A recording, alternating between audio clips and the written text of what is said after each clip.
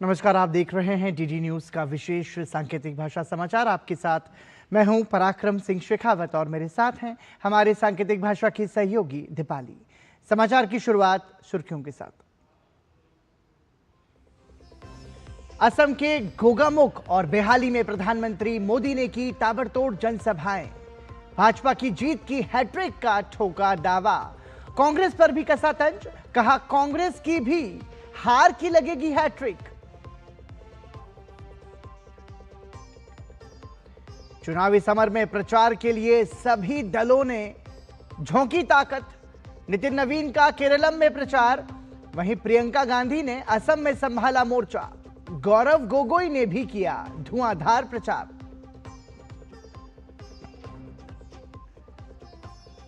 देश में पर्याप्त मात्रा में ईंधन उपलब्ध, लोगों से अफवाह से बचने की अपील। एलपीजी की डिलीवरी हो रही है सामान्य। कल 60 लाख सिलेंडर किए गए डिलीवर।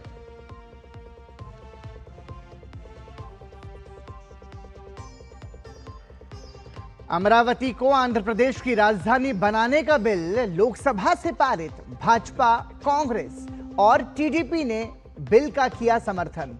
राज्यसभा में सीएपीएफ सामान्य प्रशासन विधेयक 2026 भी पारित।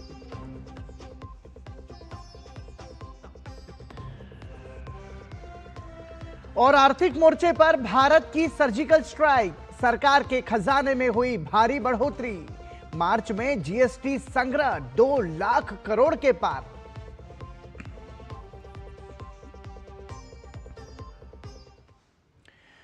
और सुर्खियों के बाद आइए अब नजर डालते हैं चुनावी राज्यों से जुड़ी हुई खबरों पर।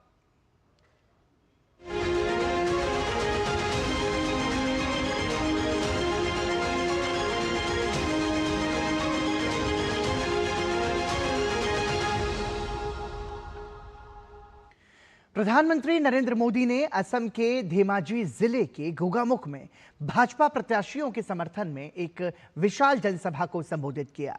रैली में स्थानीय जनता और भाजपा कार्यकर्ताओं की भारी भीड़ उमड़ी। प्रधानमंत्री ने केंद्र सरकार की विभिन्न कल्याणकारी योजनाओं, असम में हुए विकास कार्यों का खाका जनता के सामने रखा। उन्होंने बताया कि कैसे डबल इंजन सरकार ने बीते 10 वर्षों में असम का विकास किया है। प्रधानमंत्री ने विश्वास जताया कि कांग्रेस की एक बार पराजय तय है। इस बार बीजेपी एनडीए सरकार की हैट्रिक लगनी तय है। आप मुझे बताइए, हैट्रिक होगी कि नहीं होगी? और जोर से बताइए, हैट्रिक होगी कि नहीं होगी? और कांग्रेस के पराजय की भी हैट्रिक होने वाली है।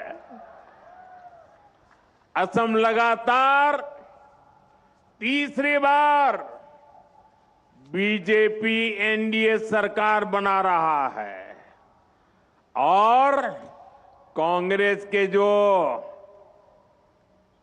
सो कॉल्ड राजकुमार है ना, उनकी तो पराजय की सेंचुरी आने वाली है। प्रधानमंत्री नरेंद्र मोदी ने कांग्रेस पर राजनीतिक हमला बोला। उन्होंने कांग्रेस के समय लाए गए कम्युनल वायलेंस बिल की आलोचना की। उन्होंने कहा कि यह बिल सांप्रदायिक था और भाजपा ने इसे कानून नहीं बनने दिया। उन्होंने कहा कि कांग्रेस अब असम में उसी तरह का कानून बनाने की कोशिश कर रही है। 2014 के चुनाव से पहले कांग्रेस की केंद्र सरकार ने एक कम्युनल वायलेंस कानून बनाने का प्रयास किया था। इसका मकसद था अपने पक्के वोट बैंक का तुष्टीकरण। इस बिल में बहुसंख्यकों को दंगे के लिए जिम्मेदार माना गया था। बहुसंख्यक लोग गुनहगार माने गए थे और धार्मिक अल्पसंख्यकों को हमेशा के लिए पीड़ित माना गया था। ये बिल अपने आप में सांप्रदायिक था इसलिए बीजेपी एनडीए ने संसद में ये कानून नहीं बनने दिया। जी भर के हम लड़ाई लड़े। ये कानून अगर बन जाता और कांग्रेस की सरकार अगर बनी रहती तो देश के बहुसंख्यक समाज का कितना शोषण होता, इसकी आप कल्पना कर सकते हैं। बाबा साहब आंबेडकर ने जो संविधान बनाया, उस संविधान के पीठ में छुरा भोंकने का एक खेल चल रहा था। साथियों, अब 12 साल बाद कांग्रेस यहां असम में भी उसी तरह का कानून बनाने की घोषणा कर रही है। और ये कोई मेरा आरोप नहीं है, खुद कांग्रेस के नेता खुले आम ये घोषणाएं कर रहे हैं। ये एकदम साफ है कि कांग्रेस अब सत्ता पाने के लिए कुछ भी कर सकती है। प्रधानमंत्री नरेंद्र मोदी ने असम के बिस्वनाथ जिले के बेहाली में भाजपा प्रत्याशियों के समर्थन में एक विशाल जनसभा को संबोधित किया। इस रैली में स्थानीय जनता और भाजपा कार्यकर्ताओं की भारी भीड़ उमड़ी। प्रधानमंत्री ने केंद्र सरकार की विभिन्न कल्याणकारी योजनाओं का विस्तार से जिक्र किया और असम में हुए विकास कार्यों का खाका खींचा। और उन्होंने असम को याद दिलाया कि किस तरह कांग्रेस ने असम टूरिज्म पर वार किया। प्रधानमंत्री ने कहा कि कांग्रेस अवैध कब्जे के पक्ष में है और असम की सुरक्षा उनका एक एक वोट तय करेगा। लाओ खोवा बुराचा पोरी सेंचुरी अभी राइनो का घर हुआ करता था। कांग्रेस ने राइनो का घर छीनकर अपने वोट बैंक को दे दिया। इसका सीधा असर टूरिज्म पर पड़ा। साथियों, आपने बीजेपी एनडीए सरकार बनाई और हमारी सरकार ने अवैध कब्जे को हटाया। अब 40 साल बाद इस सेंचुरी में फिर से एक सींग वाले राइनो दिखने लगे हैं। ये सिर्फ घुसपैठियों से जमीन वापस लेने का अभियान नहीं है, ये असम की पहचान, असम की परंपरा और प्रकृति को घुसपैठियों से बचाने का अभियान है। लेकिन आपको सावधान भी रहना है। कांग्रेस अब खुलकर अवैध कब्जे के पक्ष में आ गई है। कांग्रेस खुलकर घुसपैठियों का बचाव कर रही है।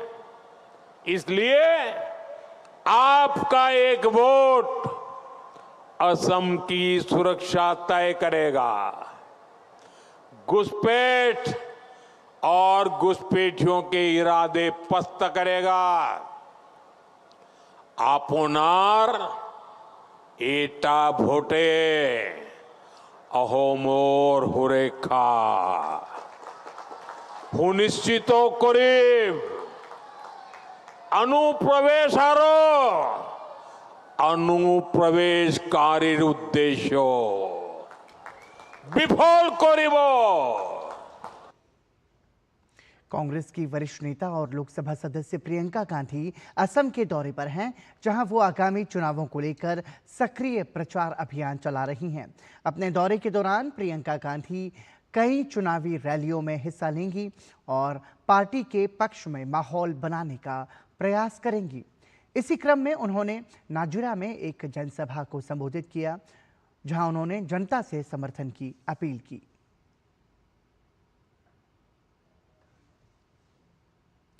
पश्चिम बंगाल में उम्मीदवारों की घोषणा के बाद कांग्रेस में अंदरूनी कलह खुलकर सामने आ गया है। 294 विधानसभा सीटों पर उम्मीदवारों की सूची जारी होते ही पार्टी के भीतर विरोध तेज हो गया। प्रदेश कांग्रेस कार्यालय विधान भवन के बाहर नाराज कार्यकर्ता और समर्थक धरने पर बैठ गए और इसी दौरान दूसरे गुट के साथ उनका विवाद शुरू हो गया, जो देखते ही देखते झड़प और फिर हाथापाई में बदल गया। हंगामे के दौरान एक कांग्रेस कार्यकर्ता गंभीर रूप से घायल हो गया। इस हंगामे ने चुनाव से पहले कांग्रेस की अंदरूनी स्थिति पर सवाल खड़े कर दिए हैं।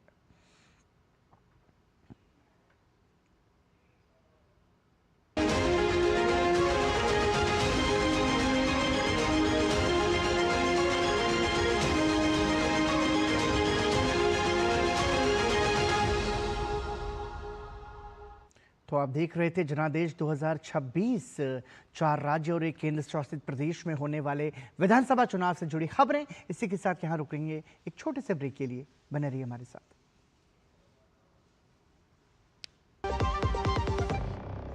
जब धरती चीर कर निकलता है लोहे का पत्थर और मिलता है मोंगिया के जोश से, फिर तपता है, पिघलता है और बनता है फौलाद। अब होता है सरिया सारी खूबियों के साथ। मोंगिया स्टील, मजबूत देश का मजबूत सरिया। ब्रेक के बाद एक बार फिर आपका स्वागत। पेट्रोलियम एवं प्राकृतिक गैस मंत्रालय की संयुक्त सचिव सुजाता शर्मा ने कहा कि भारत सरकार ने अगले 2 महीनों के लिए कच्चे तेल की आपूर्ति सुनिश्चित कर ली है। उन्होंने बताया कि देश में कच्चे तेल का पर्याप्त भंडार मौजूद है और रिफाइनरीज अपनी अधिकतम क्षमता पर काम कर रही हैं। उन्होंने ये भी बताया कि अंतर्राष्ट्रीय तेल कीमतों में भी अस्थिरता से घरेलू उपभोक्ताओं को बचाने के लिए भारत सरकार ने उत्पाद शुल्क में कमी की, ताकि उपभोक्ताओं पर कीमतों में वृद्धि का बोझ न पड़े। लगभग 2 महीने पहले जो ब्रेंट $70 पर बैरल की रेंज में चल रहा था, वो आज $100 के ऊपर पहुंच चुका है। इसके बावजूद घरेलू उपभोक्ताओं के लिए पेट्रोल, डीजल की दरों में कोई वृद्धि नहीं की गई है। घरेलू उपभोक्ताओं को इंटरनेशनल जो वॉलेटिलिटी है प्राइसेस में, उससे बचाने के लिए आप जानते हैं भारत सरकार ने एक्साइज ड्यूटी को कम किया, ताकि घरेलू उपभोक्ताओं को बचाया जा सके और प्राइस में कोई भी वृद्धि न हो। मैं सभी देशवासियों से विनम्र निवेदन करना चाहूंगी कि इसके चलते कृपया पैनिक बाइंग से बचें। कल हमने लगभग 60 लाख सिलेंडर डिलीवर किए हैं। पश्चिम एशिया के घटनाक्रमों पर अंतर मंत्रालयीय प्रेस वार्ता में कृषि एवं किसान कल्याण मंत्रालय की अतिरिक्त सचिव मनिंदर कौर द्विवेदी ने आगामी खरीफ सीजन के लिए मंत्रालय द्वारा की गई तैयारियों पर जानकारी दी। उन्होंने कहा, अंतर्राष्ट्रीय स्थिति को देखते हुए मंत्रालय ने व्यापक समीक्षा की है और सभी आवश्यक इनपुट सामग्रियों की तैयारी पूरी कर ली गई है। राज्यों के समन्वय से किए गए आकलन से पुष्टि हुई है कि इस खरीफ सीजन के लिए पर्याप्त मात्रा में बीज उपलब्ध हैं। On 30th, the Secretaries of Fertilizer as well as Agriculture jointly took a VC with all the state agriculture secretaries, in which it was emphasized that the macro availability should translate into an equitable and a timely distribution in the last mile. States have also been requested to take up special drives so that there is no hoarding or black marketing or cross-border smuggling or diversion of fertilizer to non-agricultural uses. The states have also been asked to encourage biopesticides and other sustainable methods, so we are in a comfortable position with agrochemicals as of today. The price situation is also being monitored for the wholesale prices of all agro-commodities. By and large, they are within the normal range as they have been in the past few years. वैश्विक ऊर्जा बाजार में उथल-पुथल के बीच केंद्र सरकार ने आम यात्रियों और घरेलू विमानन क्षेत्र को राहत देने के लिए एक महत्वपूर्ण फैसला लिया है। सरकार ने घरेलू एयरलाइंस के लिए एविएशन टरबाइन फ्यूल की कीमतों में बढ़ोतरी को 25% तक सीमित कर दिया है, जबकि वैश्विक स्तर पर इसकी कीमतों में 100% से अधिक की बढ़ोतरी की आशंका जताई जा रही थी। पेट्रोलियम एवं प्राकृतिक गैस मंत्रालय के अनुसार ये निर्णय वैश्विक ऊर्जा संकट और पश्चिम एशिया में बढ़ते तनाव के कारण लिया गया है। इसके परिणाम स्वरूप ईंधन आपूर्ति पर दबाव बढ़ा है, जिससे एटीएफ की कीमतों में भारी वृद्धि की संभावना थी। सरकार ने स्पष्ट किया कि सार्वजनिक क्षेत्र की तेल विपणन कंपनियों ने नागर विमानन मंत्रालय के साथ मिलकर एटीएफ की कीमतों में केवल आंशिक और चरणबद्ध वृद्धि लागू की है। इसके तहत घरेलू एयरलाइंस के लिए एटीएफ की कीमत में लगभग 25% यानी 15 रुपए प्रति लीटर की बढ़ोतरी की गई है। इस कदम का उद्देश्य हवाई किराए में अचानक भारी वृद्धि से यात्रियों को बचाना है। हालांकि यह राहत अंतर्राष्ट्रीय उड़ानों पर लागू नहीं होगी, जहां एयरलाइंस को एटीएफ की पूरी बढ़ी हुई वैश्विक कीमत का भुगतान करना होगा।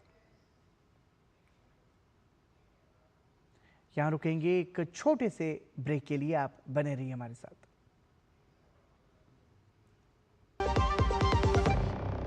जब धरती चीर कर निकलता है लोहे का पत्थर और मिलता है मोंगिया के जोश से, फिर तपता है, पिघलता है और बनता है फौलाद। अब होता है सरिया सारी खूबियों के साथ।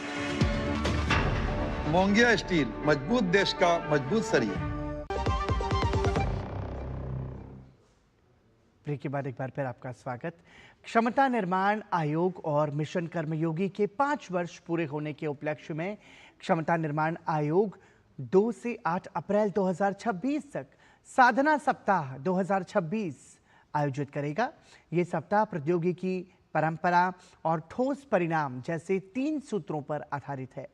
शिक्षण गतिविधियों में वेबिनार, कार्यशालाएं, सामूहिक चर्चा सत्र और आईजीओटी कर्मयोगी प्लेटफॉर्म पर तैयार किए गए पाठ्यक्रम शामिल हैं। कैपेसिटी बिल्डिंग कमीशन और मिशन कर्मयोगी, जिसको कि 5 साल पहले स्थापित किया गया था, अपना 5वां फाउंडेशन डे मना रहा है। तो 5 साल में हमने क्या सीखा, क्या किया, उसके हम जो है सेल्फ एनालिसिस करेंगे। जितने भी हमारे कर्मयोगीज हैं, यानी कि जितने भी सरकारी कर्मचारी हैं, 30 मिलियन के करीब सरकारी कर्मचारी हमारे, वो 4 घंटे की ऑनलाइन लर्निंग जो है वो करें। थीम हमारी इस बार जो साधना सप्ताह की है वो 3T, टेक्नोलॉजी, ट्रेडिशनल नॉलेज और टेंजिबल आउटकम्स।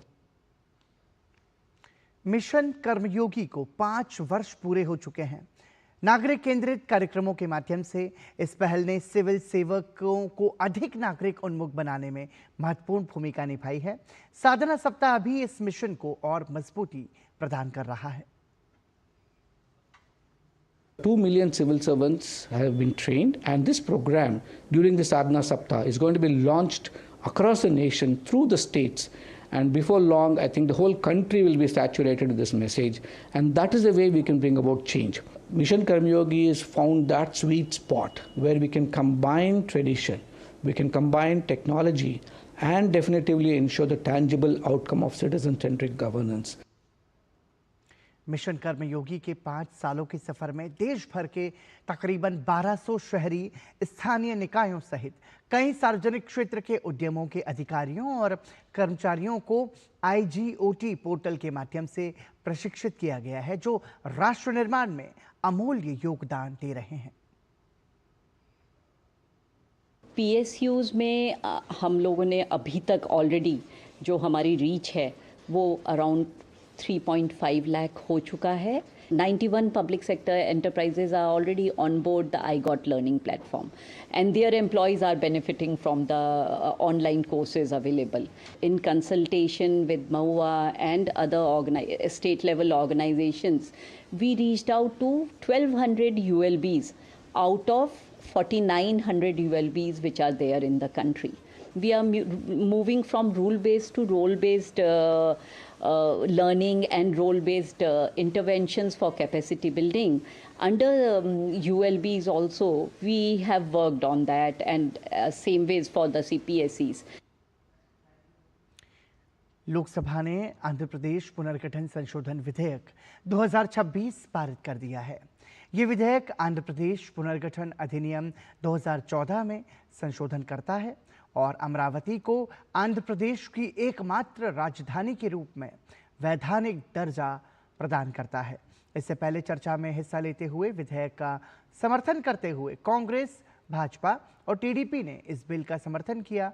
जो भविष्य में अमरावती को राजधानी बनाने के निर्णय को बदलने के किसी भी प्रयास को असफल बना देगा। जबकि वाईएसआर कांग्रेस पार्टी के सदस्यों ने सदन से बहिर्गमन कर दिया। गृह राज्य मंत्री नित्यानंद राय ने विधेयक पर हुई चर्चा का जवाब देते हुए कहा कि उन्हें ये कहने में खुशी हो रही है कि इस संबंध में आंध्र प्रदेश विधानसभा से आए संकल्प पर लोकसभा में सभी ने सहमति व्यक्त की है। माननीय महोदय, आज आंध्र प्रदेश पुनर्गठन संशोधन विधेयक 2026 1 अप्रैल 2026 को इस सम्मानित सदन के समक्ष रखा गया है। उस पर सब लोगों ने अपनी सहमति व्यक्त की है। महोदय, आंध्र प्रदेश पुनर्गठन अधिनियम 2004 के अनुसार उत्तरवर्ती आंध्र प्रदेश राज्य के लिए एक नई राजधानी होगी। आंध्र प्रदेश सरकार ने 23/4/2015 की अधिसूचना द्वारा अमरावती को राजधानी शहर के रूप में नामित किया।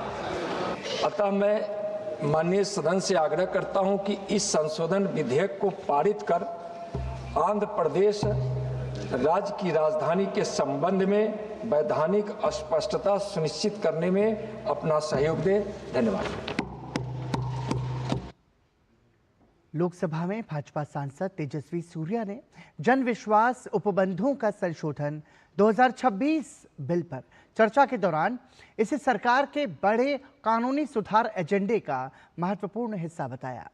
उन्होंने कहा कि इस बिल का उद्देश्य छोटे छोटे अपराधों को अपराध की श्रेणी से बाहर करना और नियमों को सरल बनाना है। सांसद तेजस्वी सूर्या ने इस बिल को लागू करने के पीछे सरकार की मंशा को स्पष्ट करते हुए कहा कि ये बदलाव न्याय प्रणाली को अधिक पारदर्शी और नागरिकों के लिए सरल बनाने की दिशा में एक बड़ा कदम है। I want to express my gratitude and congratulations to Prime Minister Narendra Modi for bringing this massive decriminalization exercise, which is the largest in independent India's history. In one legislation, the government is decriminalizing 1,000 plus minor offenses. Perhaps this is a model for rest of the world to follow. The Prime Minister said only one sentence, and I want to recall that with a lot of gratitude. He said, Bharat ab sirf chalega nahi, Bharat daudega. And all those provisions, all those obsolete, archaic legislations, which have caged India's entrepreneurial spirit, usko ढूंढ के निकालना है, expand the scope of the committee, identify as many provisions as possible, and in one go we must decriminalize as many minor offenses as possible so that the ease of doing business and ease of living for our citizens is enhanced. और इसी के साथ DG news के विशेष सांकेतिक भाषा समाचार में अभी के लिए इतना ही। मुझे और हमारे सांकेतिक भाषा के सहयोगी दीपाली को दीजिए अनुमति। नमस्कार।